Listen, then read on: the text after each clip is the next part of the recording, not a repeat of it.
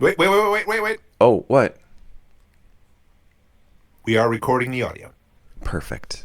Wait, we are not? Oh. Oh, I'm sorry. I just want to make sure that we're okay. All right.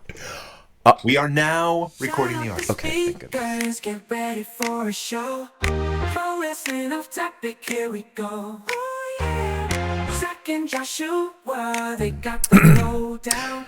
Hello and welcome back to a very, very shitty episode of PWOT. It's Pro Wrestling Off Topic, episode 198. And here we are today with the shit list. That's right. It's the PWOT shit list, the debut of the PWOT shit list. This glorious concept that no one's ever done on the internet before. This is the first time ever. Yeah. No, as you will see, because we will, if you're listening to this in audio form, we will be posting the photo here on our socials, so you can get a look at that. Pro Wrestling Off Topic on the Facebook if you're still there. Joshua, I'm sure, may share it to his social. We'll find out. But the AEW World Championship has been in existence now for going on 7 years.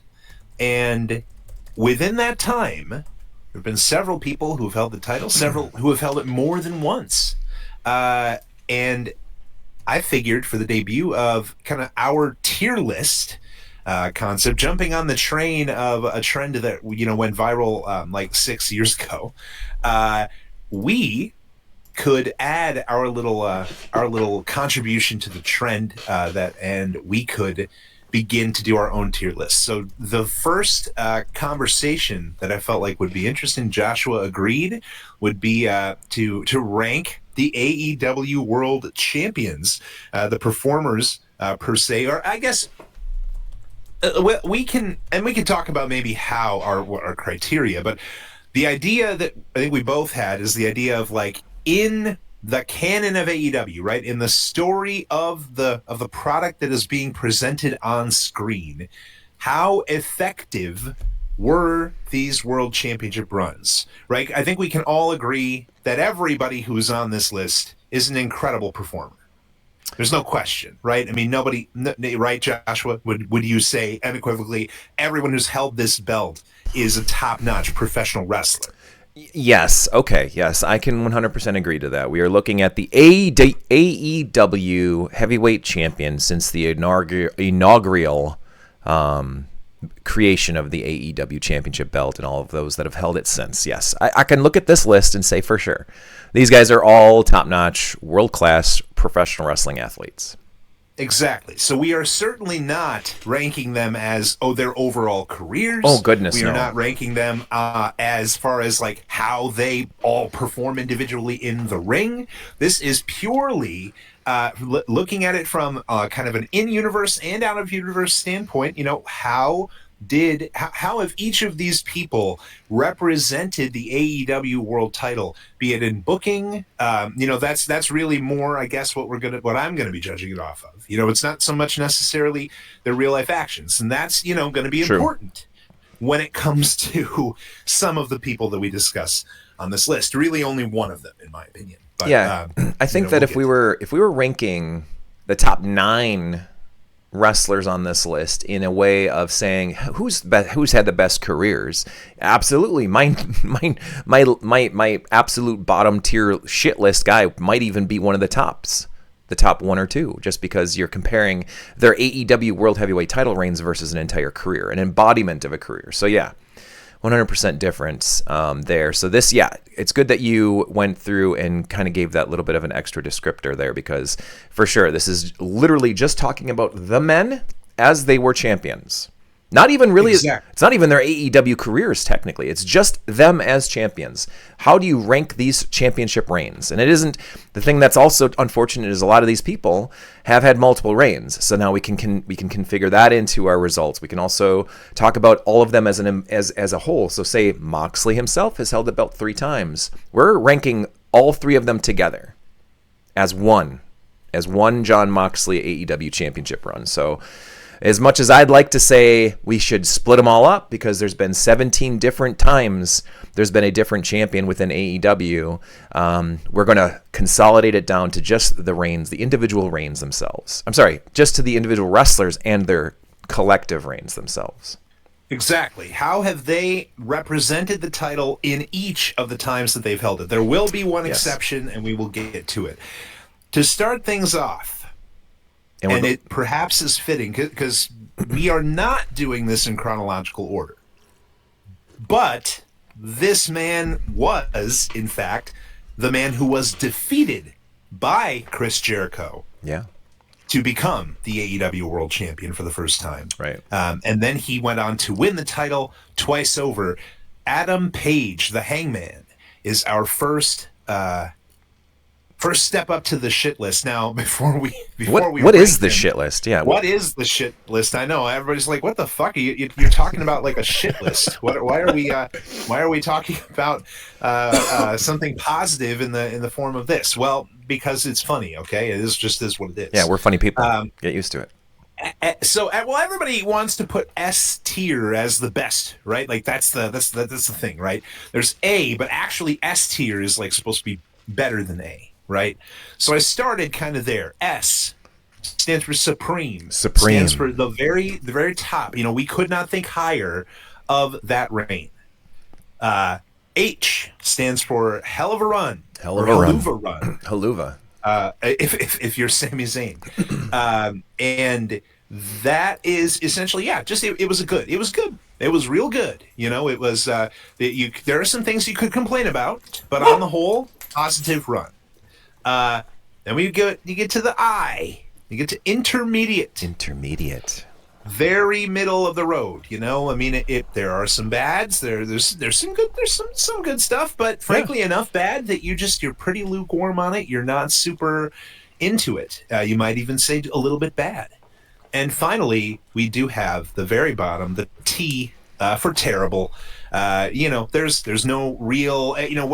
There's just no getting around it. Some of these that we're going to talk about today are probably going to go into that tier.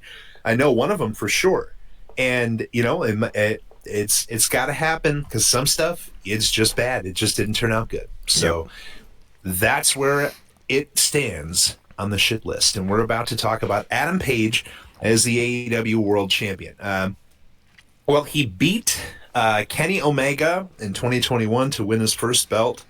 Held it for a couple of months, had a couple of decent title defenses, had a nice feud with Bryan Danielson. They had a big 1 hour draw on TV. Yeah. For the belt. That was a memorable match of his during that time. Unfortunately, he ran headlong into Philip Jack Brooks, the man now known as CM Punk. And he did, in fact, lose the AEW World title at that time in pretty muted fashion. Like, it was a very weird feud that everyone now remembers as, like, the catalyst for a lot of different things that happened later that year with Punk. Things that probably would have happened sooner had he not torn his triceps very soon after he won the belt, but we will get into that in a moment. We'll get into that when we talk about him. Right. Then, of course, Hangman spends a couple of years kind of going in and out of the mid-card, sort of getting a little bit closer to the main event at times, but mostly in like a lot of team stories, a lot of faction stuff. And then we find him just this past year kind of being called upon because Will Ospreay and I believe Darby Allin would have been like kind of ahead of him. Or no, wait, did Ospreay wrestle at that show All In, or was he hurt before All In? I think he wrestled at All In, but he was out right after. Right after. Oh, yeah, okay. I think you're right. I think he carried himself through All In and then was like, yeah, I'm beat up, guys. I need to take some time off. Yep. So, okay, in that case, I seem to recall the dirt sheets talking about Darby Allin was supposed to be, like, that was like the big thing. Darby Allin was going to be the man who took the torch from Jon Moxley and defeated him for the AEW World title. As it should have been. As it should have been. But Darby Allin, for whatever reason, no, that's right. He had planned to climb Mount Everest well before any of this was going to be taking place. Right, yep. But the weather on Everest pushed out that trip. He could not go when he had originally planned to go. Yep. And climbing Mount Everest, obviously logistically, is not an easy thing to organize and put together. So he decided to climb Mount Everest instead of staying around AEW to be part of this world title picture. And the result, in a lot of ways, I guess you could say, is Hangman Page winning the belt for a second time, defeating Jon Moxley and recovering the AEW title from its briefcase. Yep. He then went on to lose the title just a couple of months later to Maxwell Jacob Friedman in the four-way. So, Joshua, tell me about Hangman Page. Tell me about your feelings, your initial feelings, where you might initially feel like he belongs in this tier list. Well, my single word explanation of Hangman Page's world title championship runs are inconsistent. And what I mean by that is he's had two reigns. The very first one felt to me that it climaxed with him winning the championship. You'd said kind of the same, similar. He and Punk had a really strange feud that was the catalyst for a lot of what happened with CM Punk going wrong in AEW. It was the line of, he is here, Adam Page that is, to protect AEW from CM Punk. A lot of backstage politicking, a lot of bullshit. Page is a close friend with everyone that is higher up within AEW. They were running mates in Ring of Honor. Prior to that, a lot of great work in New Japan. So here they come in together at AEW, and he's a part of the good old boy network here, and he's been a part of anything, and he's been called upon in situations where he hasn't necessarily even deserved to be where he is. And I'd say his career in AEW climaxed with him winning his first championship run. I think you're right. I think Will Ospreay was being poised to become champion. I think there was a lot of strangeness with Swerve Strickland's run, him passing the torch to Bryan Danielson for a hiccup, for a cup of coffee, and then going on to do Adam Page as champion again. What unfortunately came after that, which was something we're going to talk about later. But Adam Page, his career as champion in AEW is just simply inconsistent. That's where I would list him, is the I in shit. I think that he's not terrible by any means, not terrible, but so far away from being top tier that his career as a whole, we could talk about S or H for sure. But it's the I. It's where he, in my mind, goes for his championship runs is I, because just super inconsistent. And something that you had mentioned too, after Adam Page had lost the first championship run and then went what would feel like a couple years without being in the main event scene, I honestly feel like he was off TV more than he was on TV. Am I wrong there? I feel like he just wasn't used or wasn't utilized or just was off TV for months at a time. There was a lot of returns. There was a lot of, hey, Hangman Page has returned for a feud and then disappears for a few months again. It's like, what's going on here, guys?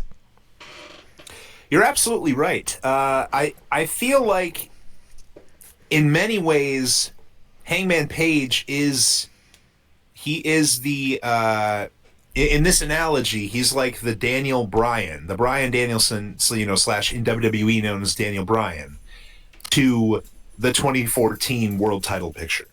Yeah. In the sense that the audience very clearly has identified him as someone that they will support probably forever in AEW, At least the core fan base seems to respond to the Hangman as the guy in the chase. Right. At the very least, right? He's been able to successfully tell the story of building himself up to conquer the big villain as the champion twice over with very personal stakes, right? But it is interesting that we have this conversation now, only a few weeks removed from AEW making a creative decision with this character. Yeah.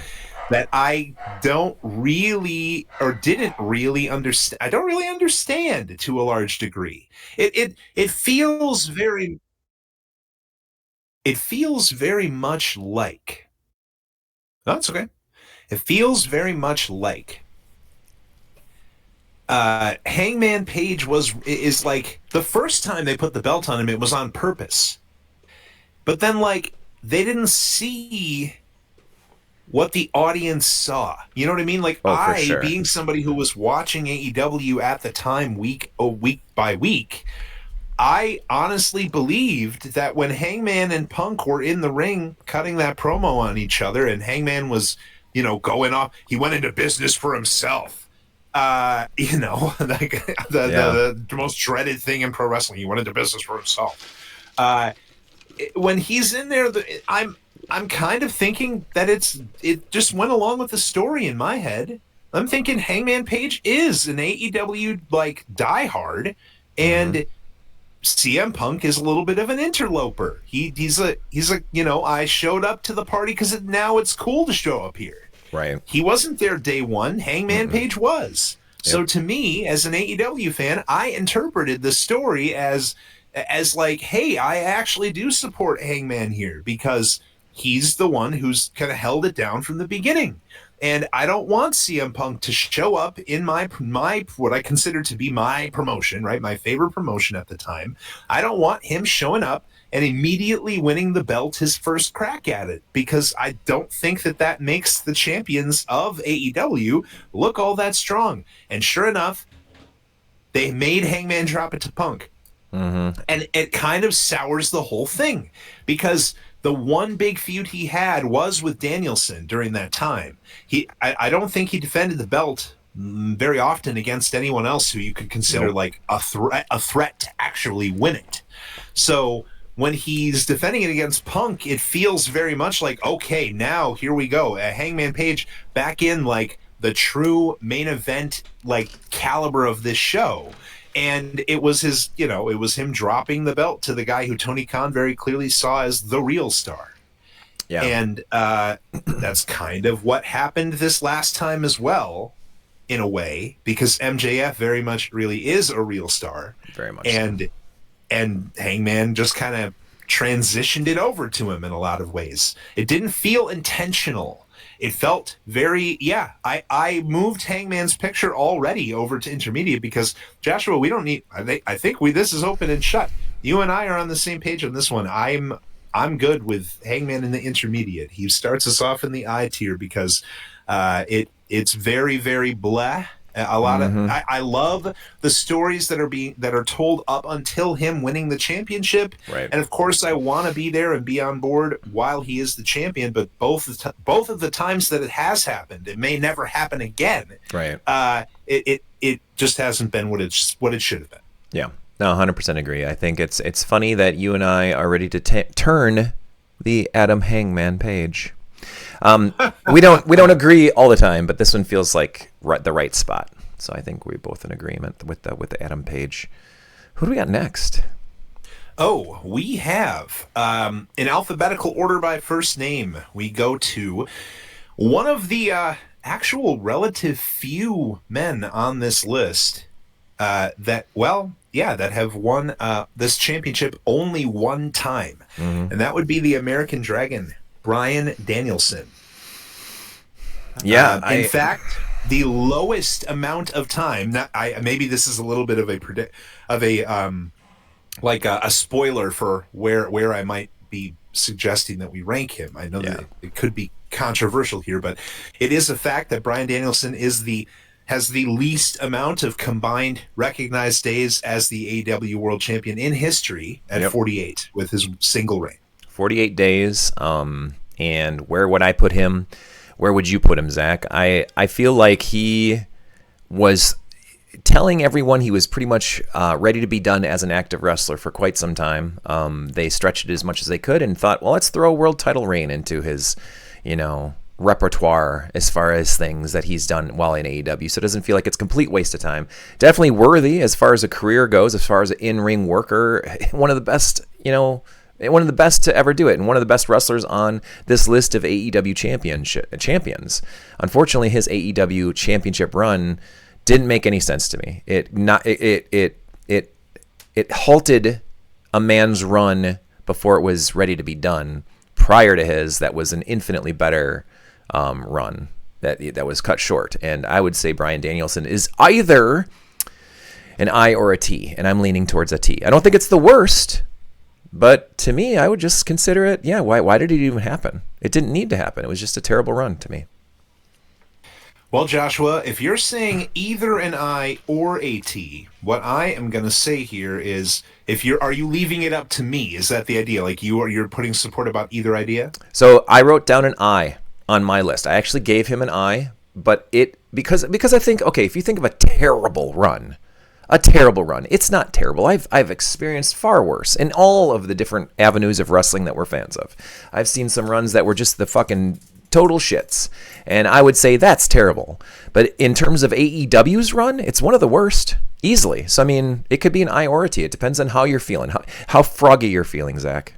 I would be good with either. Well, Joshua, I'm going to tell you how froggy I'm feeling right now. Oh, brother. Here we go, brother. So I think that this image that I'm clicking and dragging right now, that I'm holding in suspension, of Bryan Danielson with the AEW World Title around his waist, is absolutely an image that should have happened, right?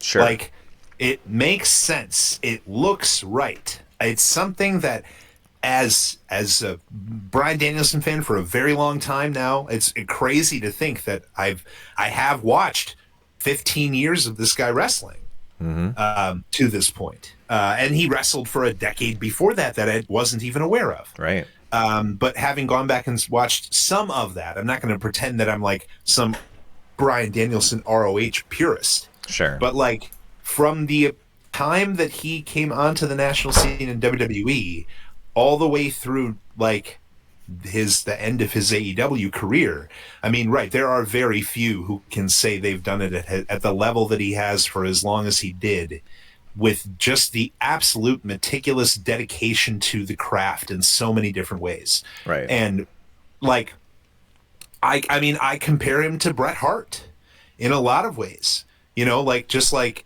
an incredibly meticulous physical performer, you know, knew how to execute everything exactly how it needed to be, kept people safe at all times, tried to keep themselves safe at all times, and above all, was just like the consummate professional and just like a guy that people seem to be able to get along with backstage. Now, granted, Brett definitely has and had more of an ego about himself than I would say even Bryan does. Of course. Because Bryan just seems to be an incredibly humble, just a very humble person in general. Right. And maybe that's his background, you know, coming from, you know, a logging family and a lot of, you know, that kind of almost not, you know, what I know that we being Midwesterners, I think I can kind of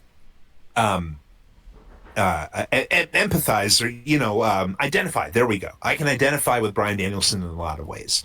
So I would love to be putting him right up here. I'd love to be putting him in the S tier. That would have been incredible. I think if you put the belt on Bryan Danielson in 2022, maybe CM Punk loses to the Hangman and Bryan Danielson beats the Hangman, I think you might be putting him up here. Yeah. But as things currently stand, I would want to put him in the T. I'd want to put him as terrible, because the fact of the matter is, brother, Jack, he did not, like, there was no reason for him to have the championship. It put an end to Swerve's reign prematurely. What means more? What means more? Jon Moxley beating the piss out of a guy with a practically broken neck. Everybody understands his neck is so bad, he should not be wrestling. Yeah. That was the story going into the match. The story going into the match on TV was that Bryan Danielson was too injured to be wrestling, arguably should not be wrestling Jon Moxley for the title, and Jon Moxley took it off of a weakened Bryan Danielson. What would have meant more for Jon Moxley to begin his reign of terror?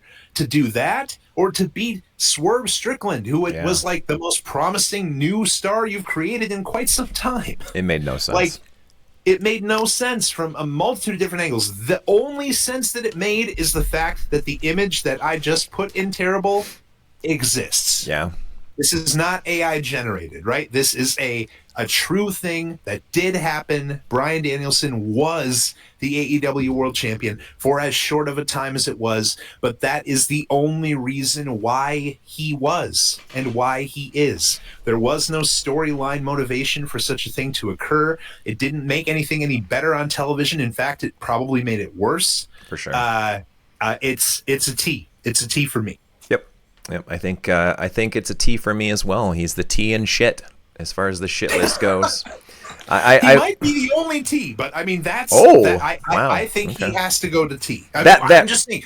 Yeah. If out of all of it, we'll get to it, but yeah. The reign itself, for sure, a T. His career, of course, one of the best of all time. So, and I think it's ironic that you had said too that his career is a lot of mirroring of a Bret the Hitman Hart's, because if I were to rank Bret Hart's WCW world title reigns, it'd be on the bottom of the shit list as well. Frankly, so, you're right. You're right about that. Ironically. So, all right, who's next?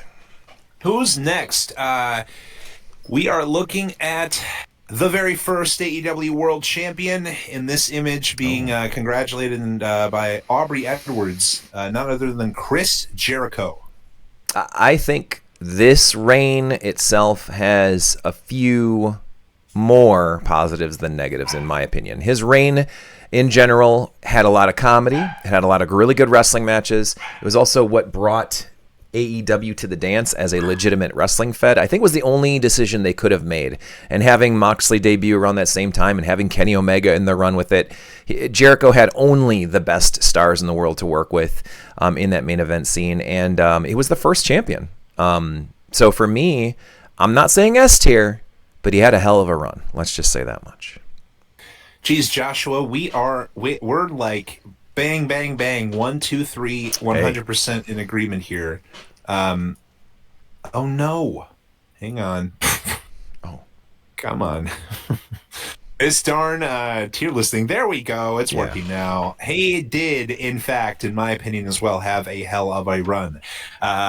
Chris Jericho representing the AEW brand, the very first man to carry this belt and to kind of put the stamp that, this is professional wrestling. It is major American professional wrestling. It's something that if you knew the letters WWE, WWF, WCW, you should learn the letters AEW. That was what putting the belt on Chris Jericho immediately. That was the message that they sent, at least in my opinion. And I do think that it was successul in bringing more eyeballs to the product. Initially, I think it's clear, in that first debut, like 2 episodes of Dynamite, they drew, I think the debut episode of Dynamite might have been 1.5 million people. Now, obviously, they didn't keep that; they were never going to. But like the fact that many fans were like, "Here we go!" Like I want to see what this is all about. Chris Jericho was already crowned the world champion by the time Dynamite had started. He was the champion across the entire summer since the Double or Nothing pay-per-view in May of that year. Yep. And Dynamite didn't debut until like September or October. Right. So, absolutely. Chris Jericho, made AEW. He got the AEW World Title off to a very good start, and I think he let it go at the right time to the right person in Jon Moxley, for being again one of the only. There are only, I guess, out of the 9 people that we're talking about here. Mm-hmm. The majority of them, 5 of them, have held the title more than once. Right. 4 of them have only held it once. And out of the people who have only held it once, Jericho may be the best reign out of all of them. And maybe we'll find out more as we'll find out that's more. Not true. Kenny Omega. Easily. Never mind. I'm a loser. No, hey, Jericho man. did well. Jericho did just fine. Absolutely. Yeah, I agree with you 100%. It's a hell of a run. Not exactly S tier. But ironically, and this is probably a debate for another time, in all seriousness, I think of all of Jericho's world heavyweight title reigns, I think his AEW run might have been his best. I mean, being serious. Frankly, I think you are. Yes, I think you are correct. I think AEW is the place where he has been presented the most consistently as the top guy when he was the champion. And of course, I love Jericho as the undisputed heavyweight champion, one of the greatest nights in the history of all of professional wrestling, being The Rock and Stone Cold Steve Austin in the same night. Of course, if you're talking moments, sure, that's a moment. But Jericho consistently being the guy and then being able to create an entire faction to surround himself with, beautiful heel work, awesome times in wrestling. Like the inner circle was great. It was fun.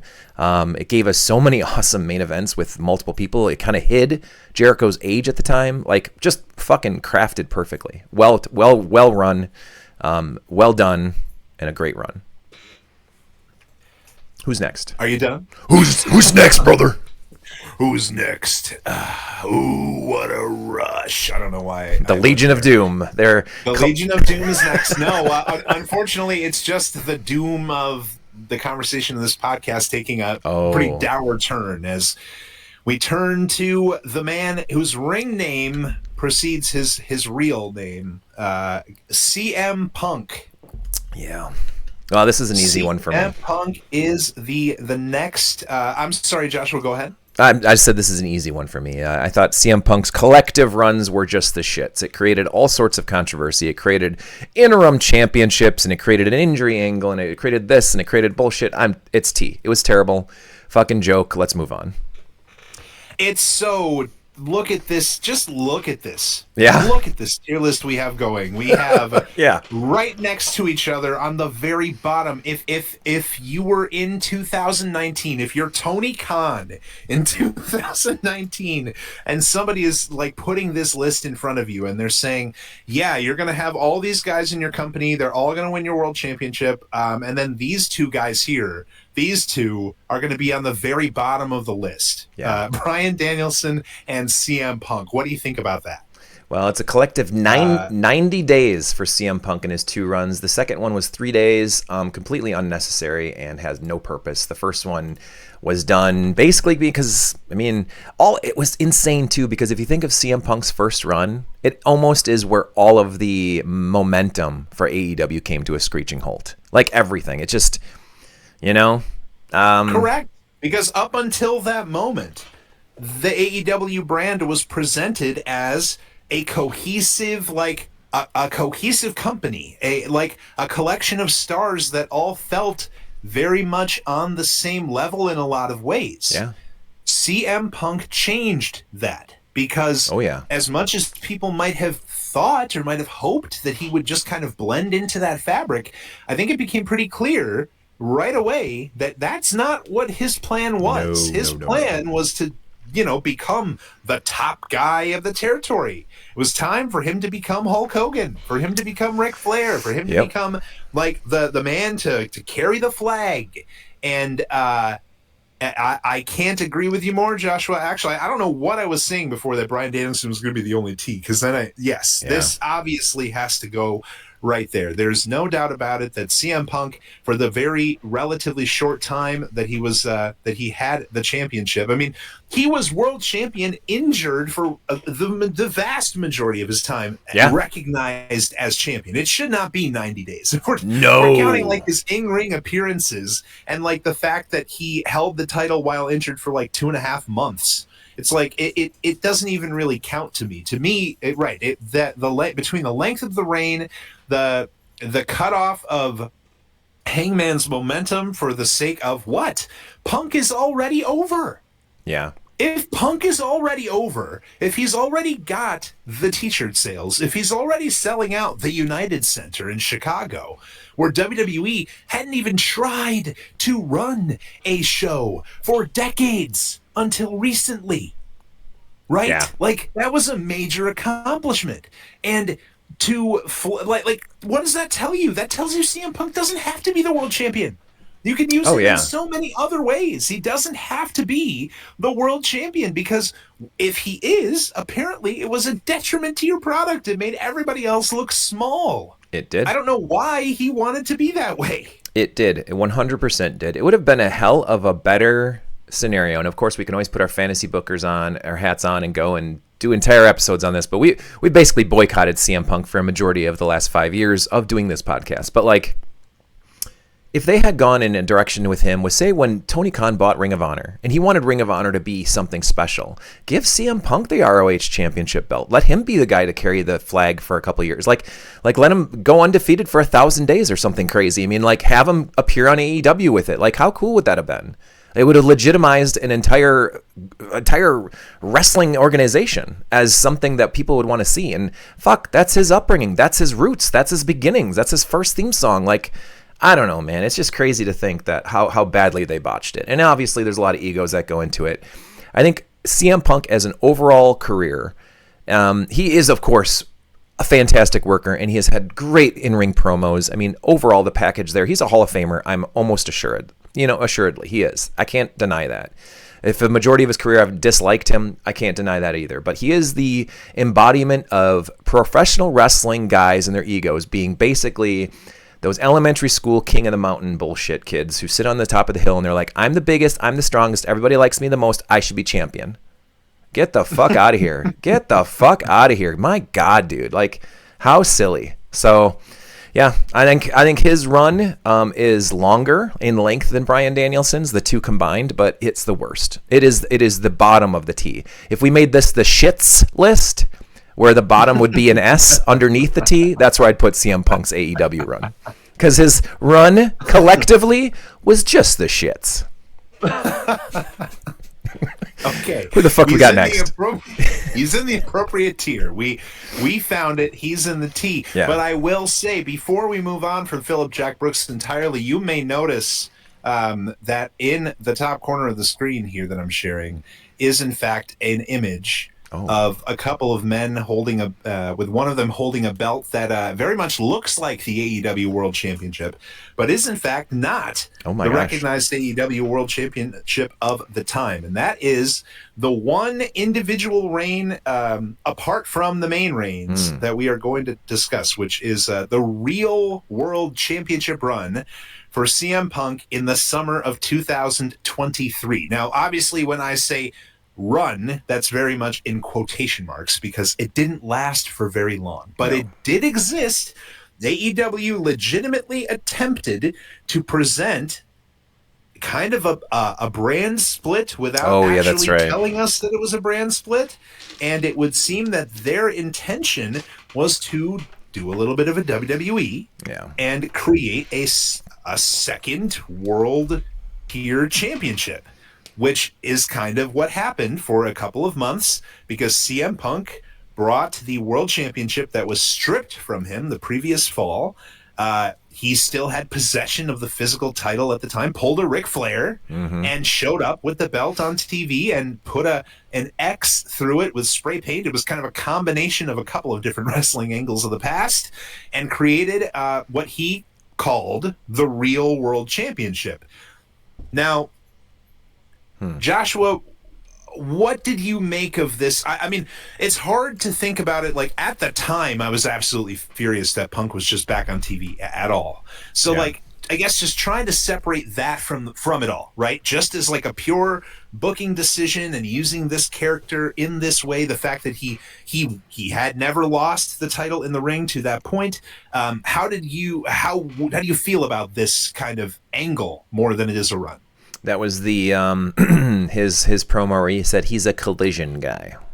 Yeah, I'm a collision guy. I'm a collision guy on Saturday nights in front of 250,000 fans. Yeah, that's fine. It's this. I don't understand. It's still the shits. I don't fucking care. It was silly. Wow. It was silly. It was basically I want a trophy too. It was a consolation prize. It was silly. Nothing going on there that I enjoyed for sure. So okay. So hold on. You're calling that why are we putting CM Punk on here twice then? Well, we're not. We're putting. That's why I chose this picture because it's more. This is more just like It's a very unique point in AEW history. No other AEW title has been disputed in the way that it has been during this period of time, right? Because the idea being that Punk is the last, quote-unquote, lineal champion, legitimate champion at that time. He never lost the belt in the ring. So he did have an actual in-storyline reason to be carrying this belt and to bring it back to TV. That the emotions around the situation are definitely tough. You know, Sure. like I said, I definitely was not a fan of him at the time or of the angle at the time, but I have to admit that in a vacuum, I don't mind the concept.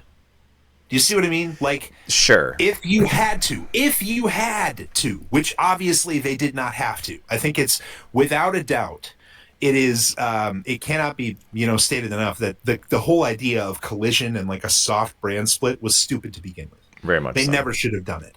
And the idea that you had to do that in order to bring CM Punk back to TV, he was begging Tony Khan to let him go. Yeah. Just let him go. Yep. He was doing everything in And- his power to get let go. He was doing everything in his power to get let go, but instead, here he is. So, frankly, under those circumstances, the fact that they did kind of make a little bit of, what Pro Wrestling World Championship is complete without a little bit of a disputed history in the middle of it. Sure. Right? This is that. CM Punk gave us that. He gave us a little bit of pro wrestling trivia to spice up the AEW world title scene.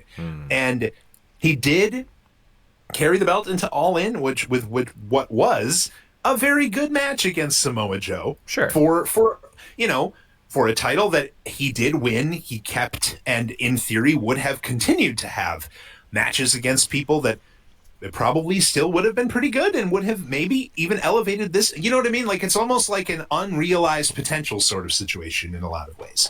Not that the potential should have ever existed in the first place, but if you have to make salad out of shit, this might have been the way to do it from a purely objective booking perspective. That's my argument for I don't think it goes any higher than that, but I think the idea of the Real World Championship was a strong one to try and leverage into something that would have been considered more legitimate by the storytelling of the time. When I considered CM Punk's runs with the championship belts, I included the little X belt that he had there. His moniker, trying to get a TNA X Division Championship shot there using that little X over the AEW logo. I consider that altogether to be terrible. I thought his run with it may have been a little bit better, but it didn't legitimize it in any way to me. It was just him running with a toy. I don't consider that a part of his runs. I don't consider that a part of his reign. And definitely don't rank it any higher than T for myself. Like, I would say his collective run would be below Bryan Danielson's 38 days or whatever it was for me. Well, right, I understand that, but I guess I'm asking you then. I am asking you, right, as a personal favor. I guess I'm asking you, if it is a T, then that's fine. I guess we just put it down here. I'm fine with it being a T as well.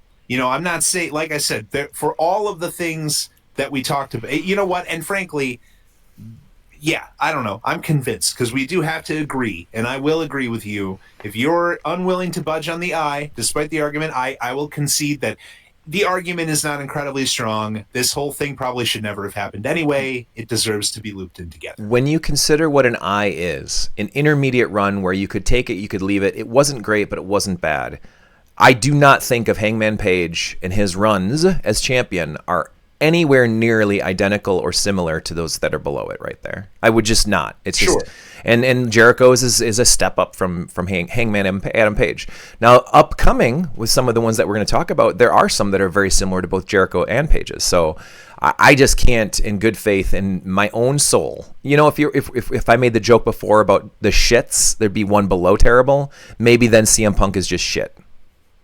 Sure, but definitely not I. No way is it I. Okay. It was consistently bad. I agree with you. You know how it is. We got to play devil's advocate sometimes, but hey, I agree. We'll put it in the T.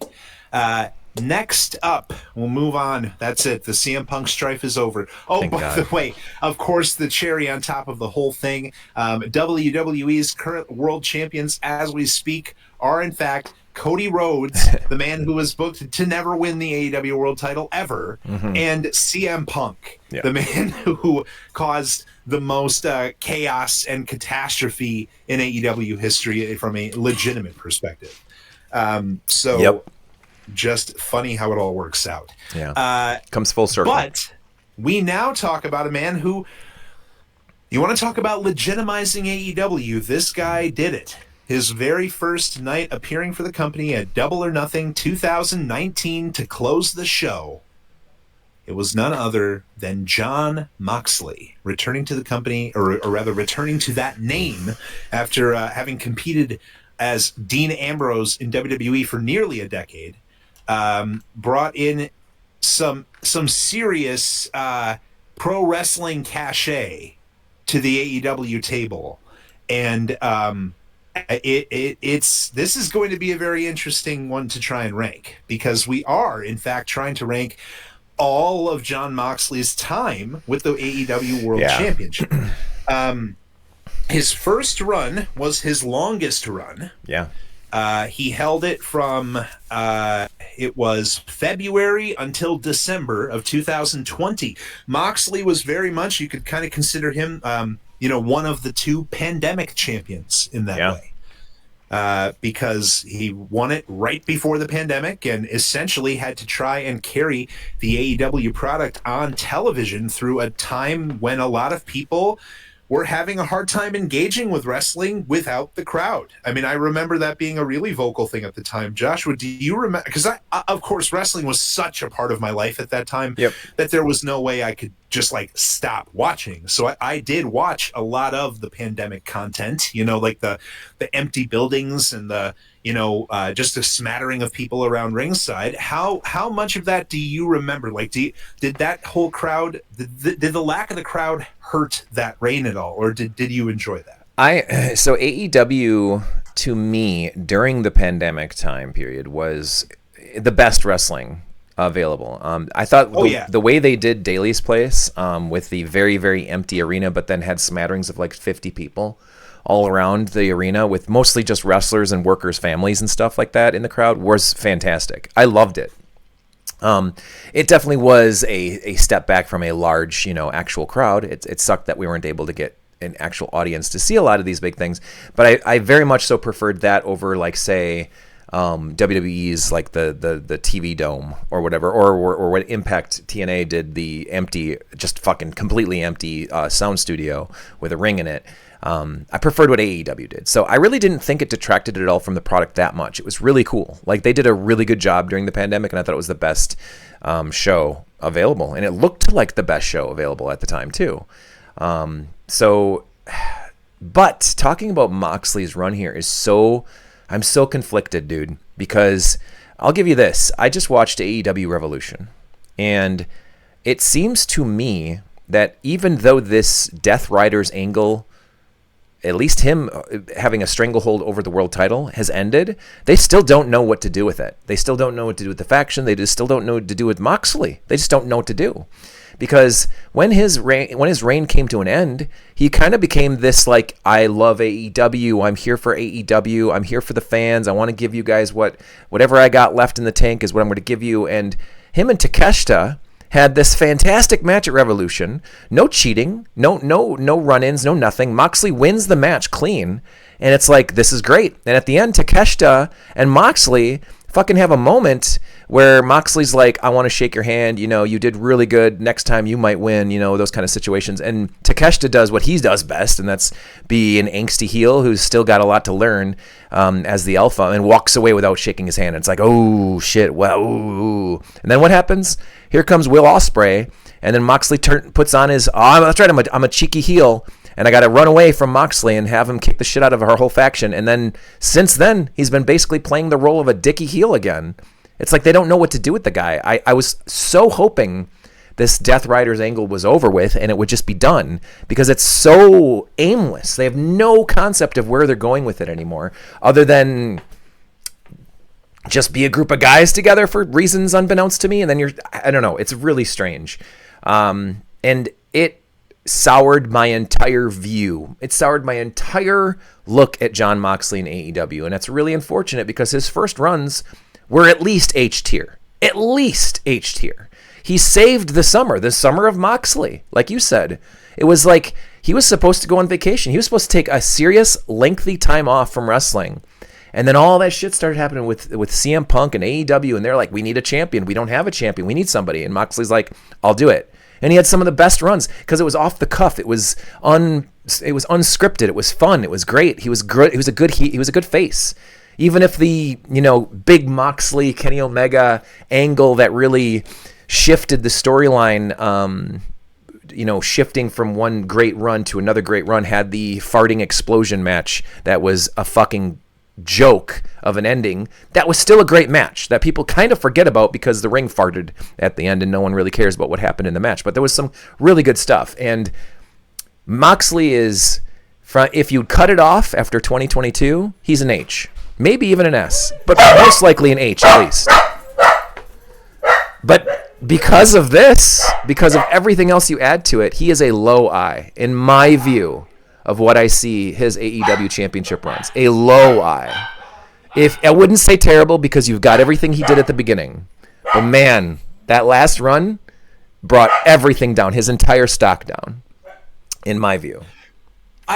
Maybe it's interesting. When we started this podcast all those years ago, the idea, we would just argue and argue and argue and argue, and we'd spend so much time arguing. And sometimes I come into these podcasts now, even still thinking, okay, like, are we going to get into, like, is this going to be like a disagreement, almost like just for like the sake of a disagreement in a way, in a lot of ways, in some ways. It's fun to argue. Like, I think some of our best episodes are the ones where we disagree. I think the best ones are when we disagree. Well, I disagree with that, Joshua, right now. Oh, do you?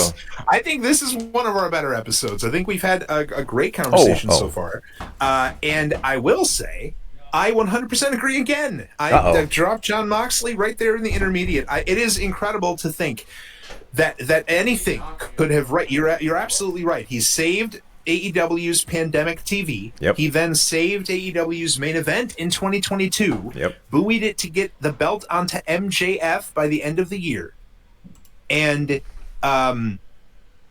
presented or positioned AEW for a lot of success moving forward, and it didn't really like him picking up the belt again at the end of the year is really just or at the end of 2024 is really kind of just the result. It's like the end result of its late stage Jon Moxley booking. Does that make sense? Like they've already done so much with him. They had already done so much with him over the course of those first couple of years with the company. The idea that, he probably should be, like, right now, he's the Continental Champion, and that's probably where he should be if you're going to be booking him, like, in AEW, just trying to still, like, present him as a really tough guy, strong, put him over strong in most of his matches. He kind of needs to be in the mid-card, because if he isn't, what we saw for almost a year happens. Yeah. And the whole main event is bogged down by a Hulk Hogan style heel. Yeah. Somebody who claims themselves to be this big tough guy, or like somebody who's going to beat your ass. But then the actual bell rings, and yes, he is trying, but like he's also cowering away. And like, if you're showing up for a fair fight or an unfair fight, Will Ospreay shows up to an unfair fight. Yeah.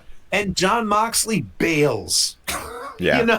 Yeah. Like, what the fuck are we talking about here? It's the craziest thing. They have completely, like, undermined the character that was built from the beginning of AEW by that last world title reign. So 100% I agree. He belongs in intermediate as a whole, because it dragged him from S or H right down to the I. Yep. 100%. Which is unfortunate.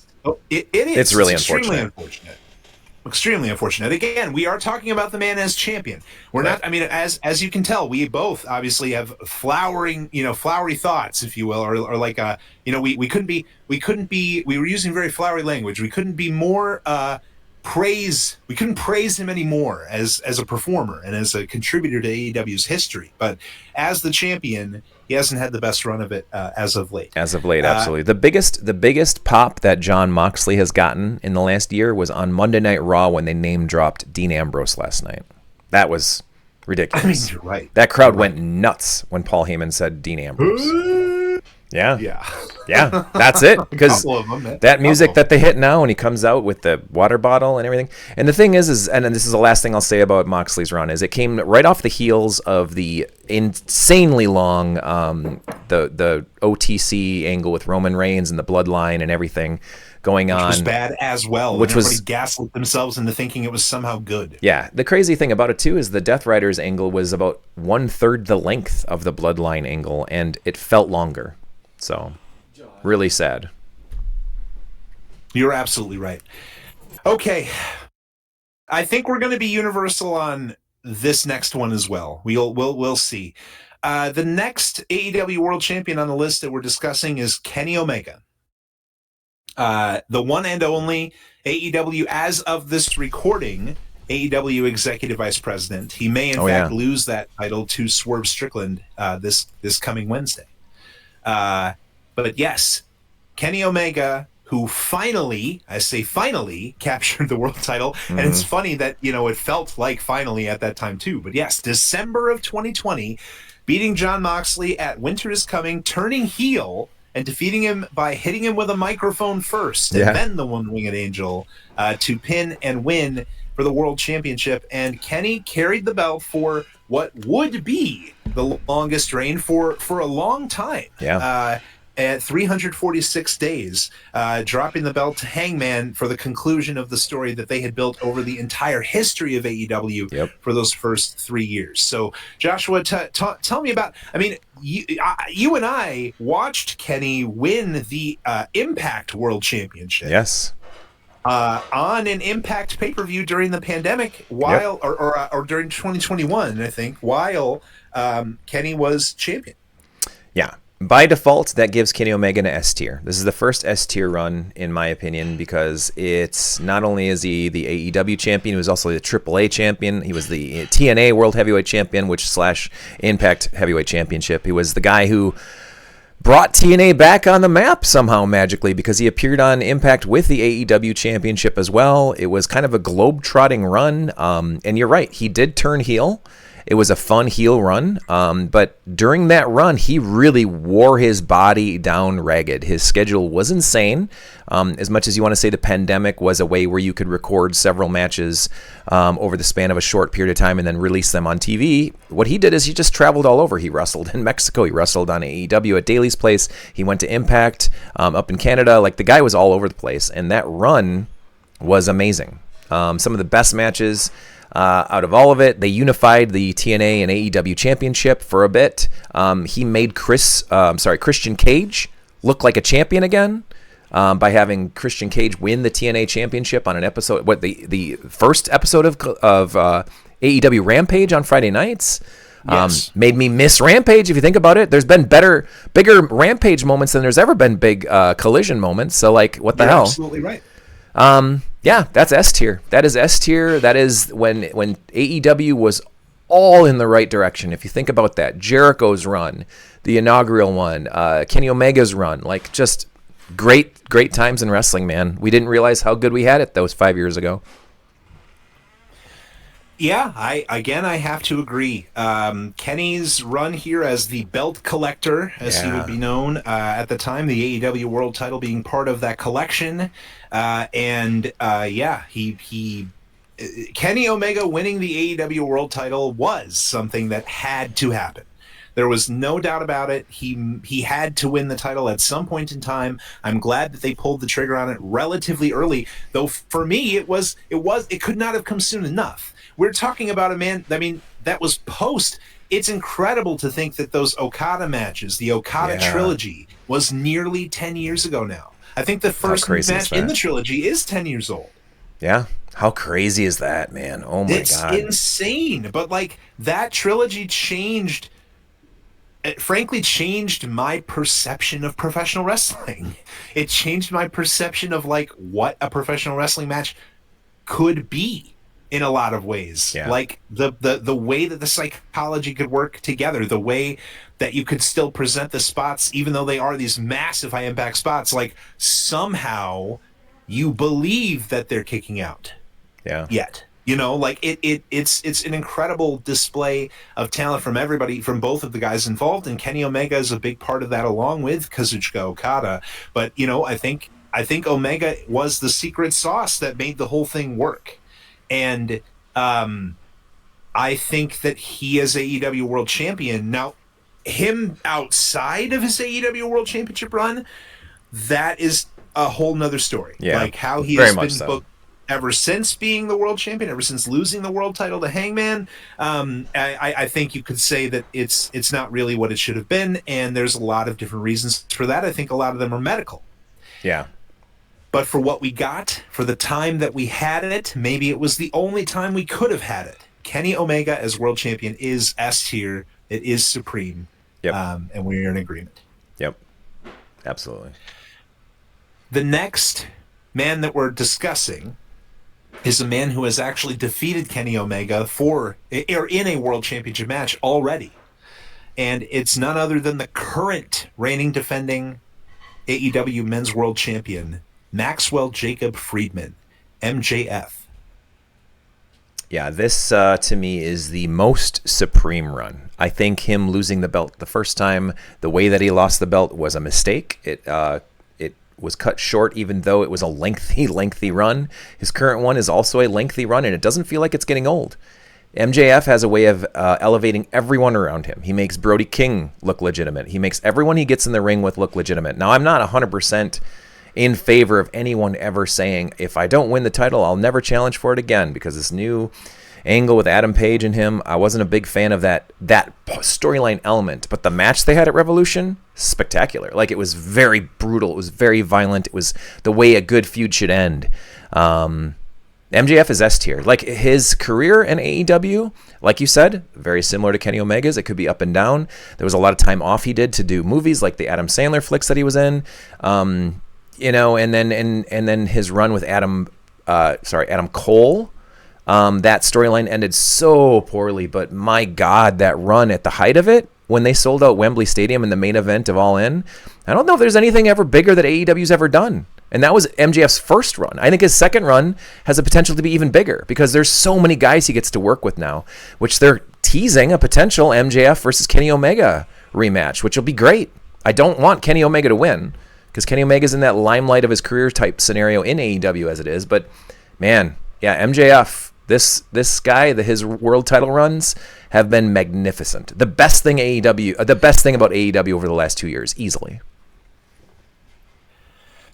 Yeah, I think you convinced me. I was actually going to go for H, because there were moments of his first run that I was like, the whole feud that they threw him in with the four-way match at Double or Nothing with the Pillars, Jack Perry, and the Pillars match with Jack Perry and Sammy Guevara and Darby Allin.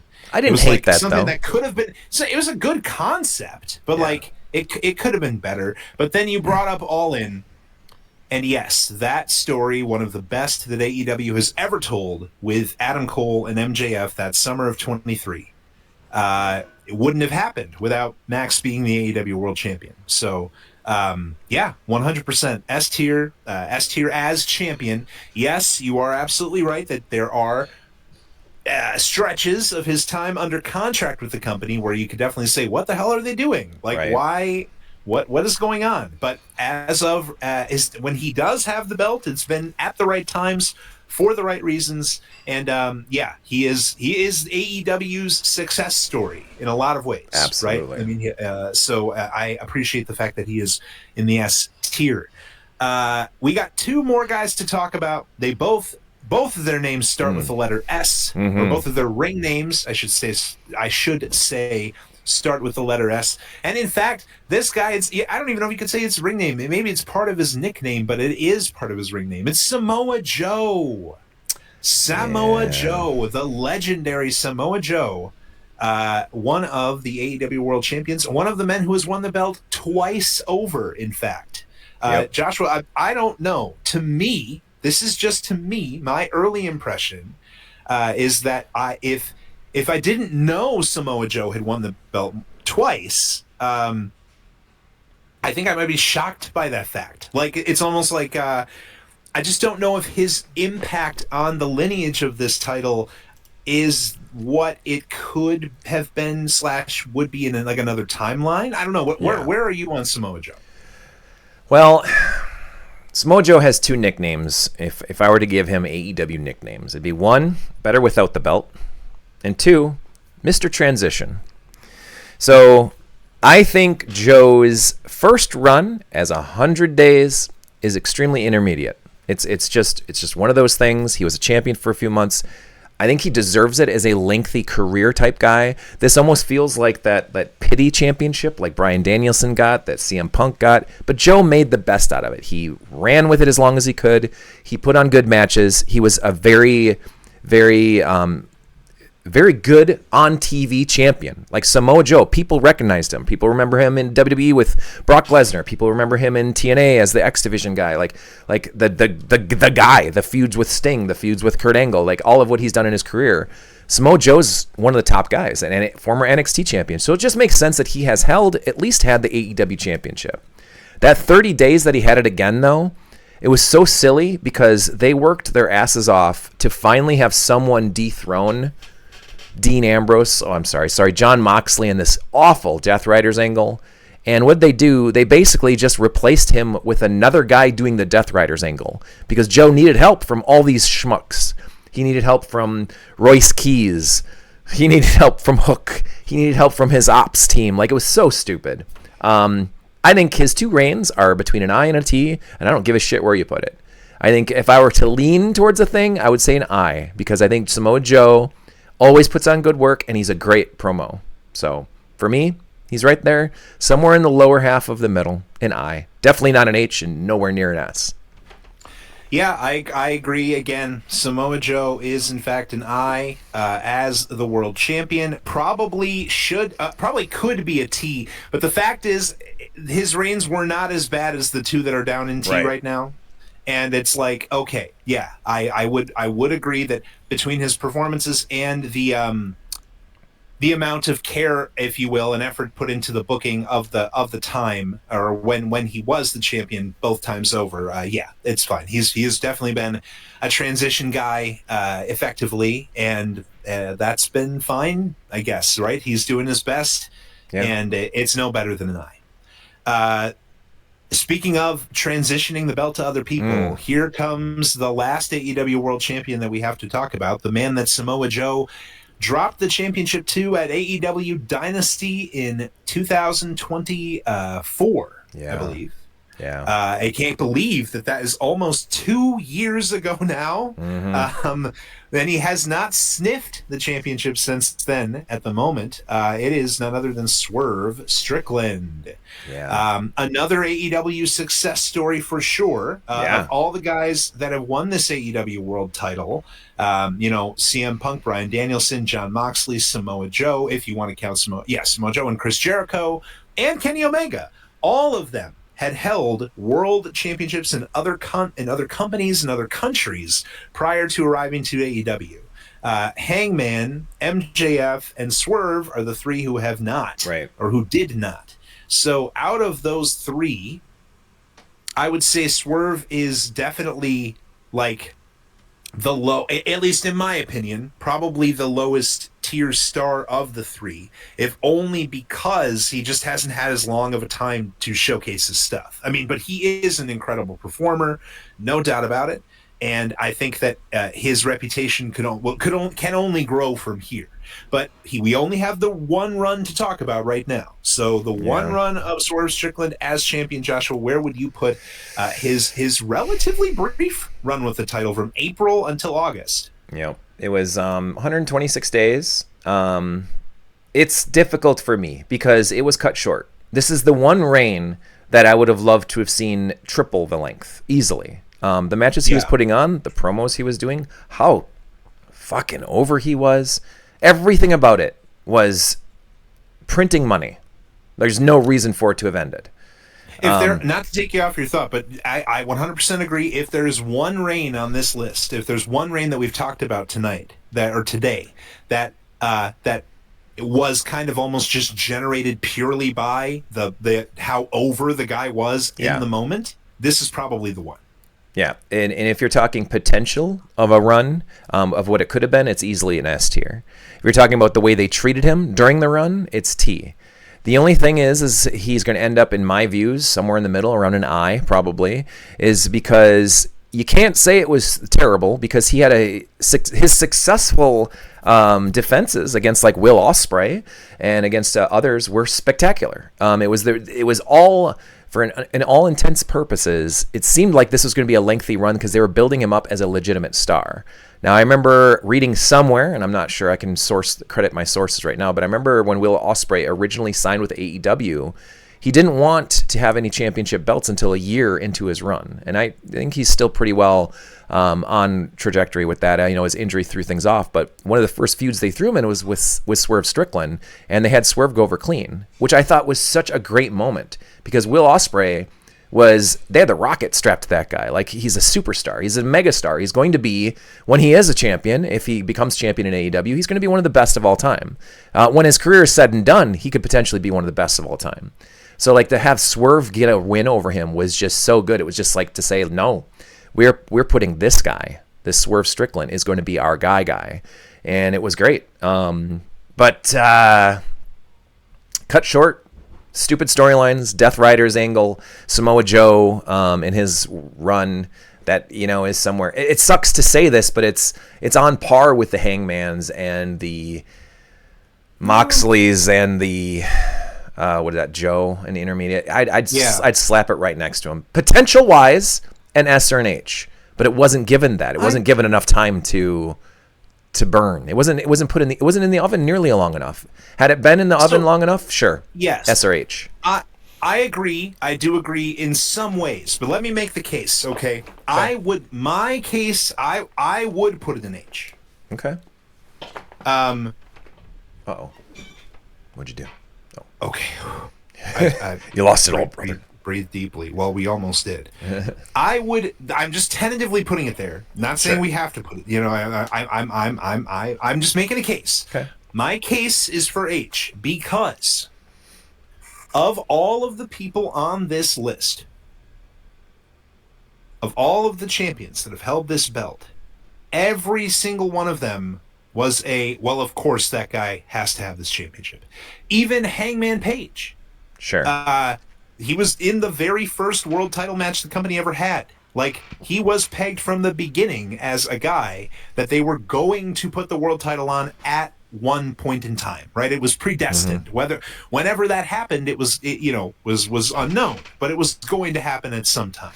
Swerve Strickland is the realized potential of AEW. And I would say even MJF is to a large degree as well, but even MJF was, he was brought in as what? He was right by the side of Cody Rhodes. Yeah. Like, they were pushing him to a very large degree very quickly. Oh yeah. Swerve is the only guy on this list to be brought in as a relatively unknown commodity, right? If you knew him from his time on the Independents, and then you knew him from the little bit of time that he got in WWE, I don't know if you would have put him as this tier of guy. But he earned that. Yeah, he did. Right? Like, he built himself from the ground up to become a main event level perceived player in this company. And when it happened, the fans were ready for it. They were practically screaming, "You have to do this." And I remember you and I, we were both saying, "You have to do this." Because we were at Midwest Gaming Classic a couple of weeks before that Dynasty pay-per-view. Yeah. And we said it at the time. He has to win. There is no alternative. He has to win, and he did. Yep. And you are correct. It was a short run, struck down by the Bryan Danielson win at All In. But is that Swerve's fault? No, it isn't. No. And is that the Swerve character's fault? No, it isn't. The Swerve character should step up to the Bryan Danielson character at that time, right? The idea of like, hey, I know you're on your way out, but then they had a hell of a match, and Bryan wins and taps him out. I don't think Swerve loses anything in that moment because it's just his first run. Yeah. I think that as a run, as an individual title run, for as short as it was probably as good as it could have been.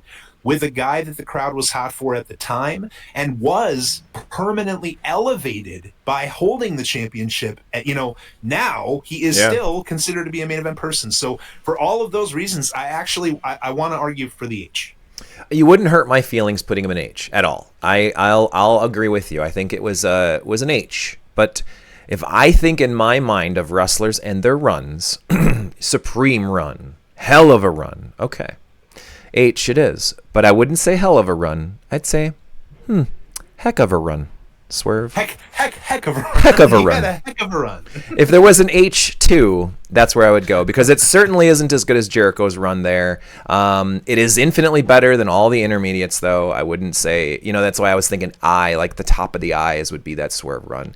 But if it's the bottom of the H's, is no difference to me than a B- versus a C+. That's totally fine.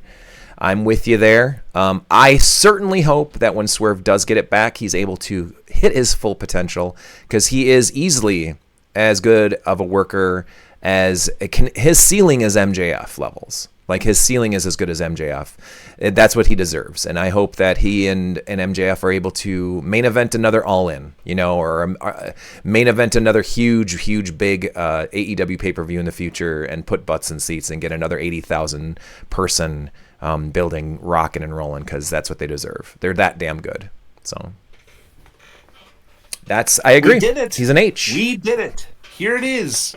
Our complete AEW World Champions tier list, or shit list. It is the AEW World Champions shit list, as it goes supreme, hell of a run, intermediate, and terrible. I think, Zach, this is probably the most we've ever agreed in an hour and 15 minutes in our entire lives. You're right. And what did I tell you when we started this episode? I said we're going to need all of the time that we have, and we did. We did, in fact, need every second of it. I can only imagine what one of these tier list episodes is going to be like when we don't agree as much as we did, or have a little more to discuss. But I mean, I think this was a great start, and I can't wait to do more of these lists here into the future as we look ahead past the legendary PWOT 200, which is just literally 2 episodes away. Just 2 episodes away. Up next, we'll have our 199th episode. Here we are, Zach. It's we're nearly there. 200 episodes. What will we do? What does the future hold? Is Vince McMahon going to hold his hand up and say, "Now the future of PWOT rests in my hands"? God, I hope not. I hope not too. But and I bring that up because it is. Is there something that you haven't told me? Is Vince buying PWOT? Hey, Vince is looking to get back in the business. That's what I keep hearing. He's smashing up cars and trying to buy up wrestling promotions. But and I bring that up mainly because it was almost exactly 25 years ago to the day when Vince did buy WCW, in the very last episode of Monday Nitro aired in March of 2011. I'm sorry, no, Jesus, 2001. Wow, hello, I can't do math, but yeah. So there's a lot of big moments and a lot of anniversaries coming up this year around for the WrestleMania season. But don't know what we'll be back with. What we'll be back with 199, but for 200 we'll have something very special for you guys. So we can't wait to talk to you guys again soon.